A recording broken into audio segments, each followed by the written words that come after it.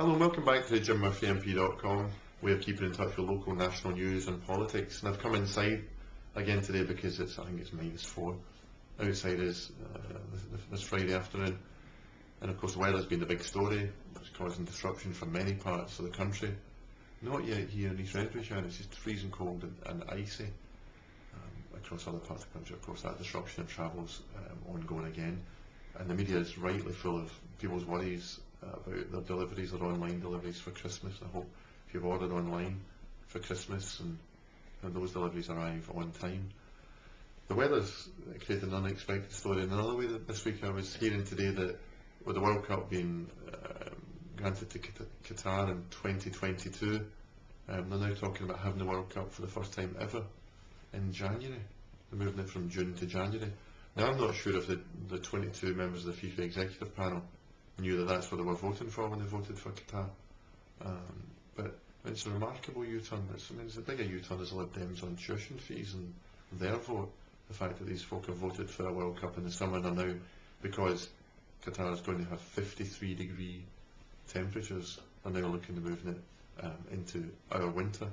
Who knows what that will mean for domestic football across the world, but that's the plan. It's pretty surprising, and I'm not sure everyone knew that at the time when the World Cup was awarded. Much more close to home, great news that East Renfrewshire again has the best schools in Scotland.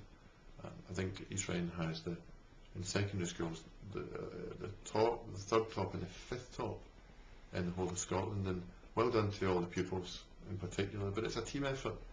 It's the parents, the grandparents, the teachers, the support staff, and the schools who help keep the schools going.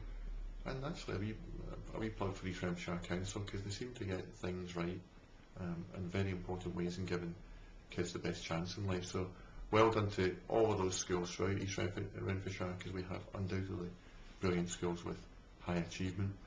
A little less optimistically is that I was worried this week actually with the government's continued moves on the privatisation of the Royal Mail. Now, of course, the Royal Mail has to change. The internet's affecting it.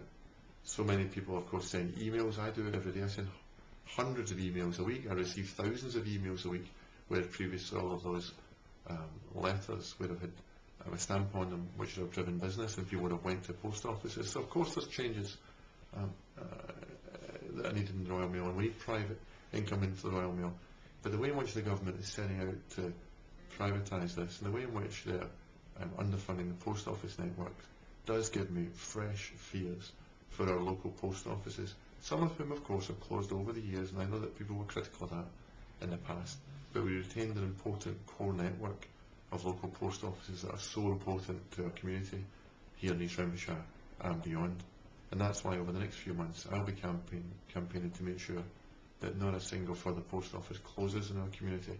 So if you have worries about that, if you have some experience of that, you have information about it, please do get in touch so that we can together run a campaign to keep our post offices open today and for years to come. Thanks very much. If you want to keep in touch, get in touch via email, the blog, Facebook or Twitter, and in light of my comments about the post office, also drop me a letter. Thanks, bye bye.